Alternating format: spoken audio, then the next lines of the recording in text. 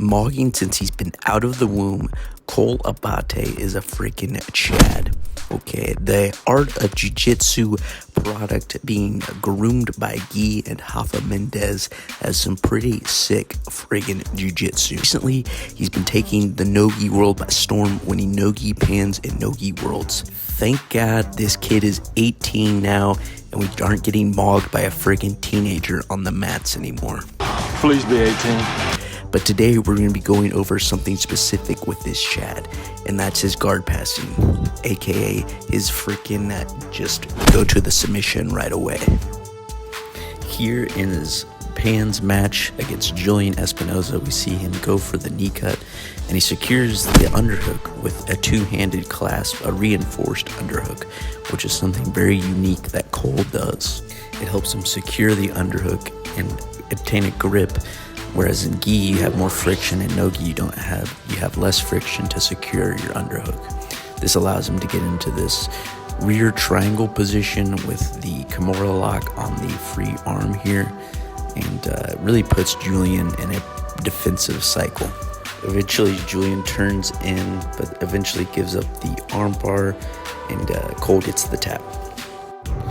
Once again, here's another clip of Cole trying to pass the guard. He obtains a head and arm chest-to-chest connection, but he eventually switches over back to that gable grip underhook clasp that reinforces that underhook, and he gets back to more of like a north-south position into that T Kimura position.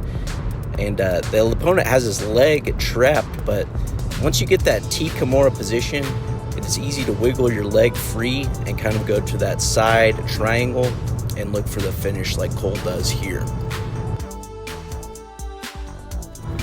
This one is from No-Gi Worlds, Cole's opening match. His opponent goes reverse de la Hiva, but leaves his far arm free for Cole to shoot a underhook, and Cole kind of uses that underhook to swing his leg back behind the opponent, and once again get to that T Kimura position or that rear triangle position, and again look for an easy finish. Once again, Cole is in his opponent's reverse de la Hiva. He tries to shoot that leg across, but his opponent has this cross lat grip, which prevents Cole from digging that underhook and isolating that far arm and getting to that T Kimura position. So Cole goes to this secondary offense where he'll commit to a pass, like a side-to-side leg drag pass, like his professor Rafa and Guy Mendez. And if the opponent shrimps away to defend the pass, he'll jump back on a heel hook. And Cole does this beautifully in several matches. As you can see, Cole does an excellent job by securing the knee line with his top hand. And as he's securing the knee line with his top hand, he's pinching those toes with his armpits simultaneously. And he does a positive handoff from the hands to the knee pinch, and then throwing that outside leg over for the inside Senkaku. So he initially captures it with his hand, further reinforces it with his knees by pinching them together, then throwing the leg over and hipping in, bridging in to get the finish. Also, can we just admire this look of absolute determination, grit on the Chad? Okay, he is grimacing max effort into this heel hook, and he's freaking looking to explode this man's knee with his posterior chain and absolutely shatter the knee. It's a beautiful look, beautiful finish by the young man. At the moment, Cole is also a small Chad.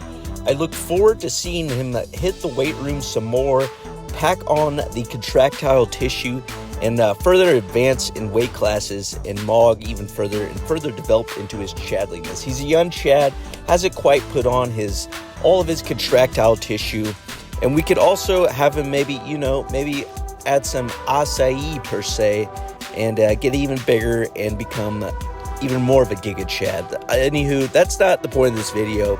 I look forward to seeing Cole scrap and leave his legacy behind.